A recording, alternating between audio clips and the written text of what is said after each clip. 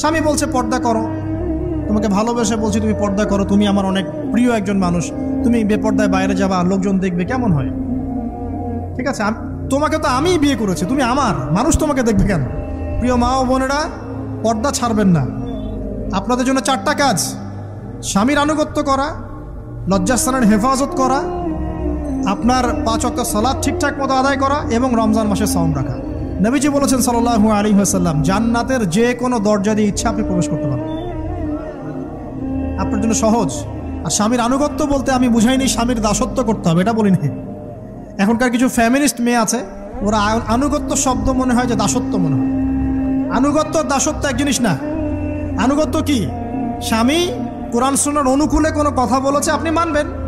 আর ওই স্বামী যদি বলে আসো তো আমার কলিগরা এসেছে, ওকে খাবার সার্ভ করতে হবে, আসো খাবারটা পরিবেশন করো, এখন আপনি বেপর্দা হয়ে আপনার স্বামীর কলিগের সামনে খাবার পরিবেশন করতে শুরু করবেন, এটা কি আনুগত্য করতে হবে? এটা তখন আপনি আনুগত্য করবেন না।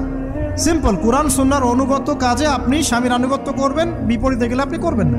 স্বামীর আনুগত্য মানে স্বামীর দাসত্ব নয়।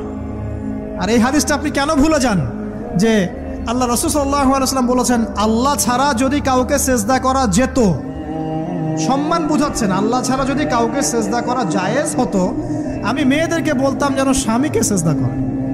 কেন?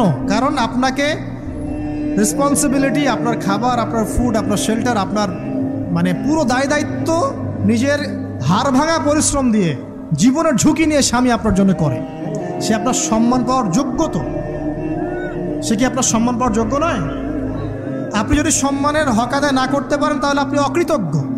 আর অকৃতজ্ঞ মেয়ে কখনো জান্নাতে যাবে?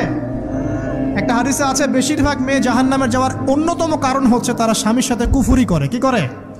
মানে সারা জীবন স্বামী ভালোবেসে যায়, ভরণ পোষণ দিয়ে যায়, সব চাহিদা পূরণ করে যায়, একদিন দেখবেন কথা কাটাকাটি হয়েছে, ওই দিন বলে বসবে যে তোমার কাছে আমি কিচ্ছু পাই নাই সারাদিন।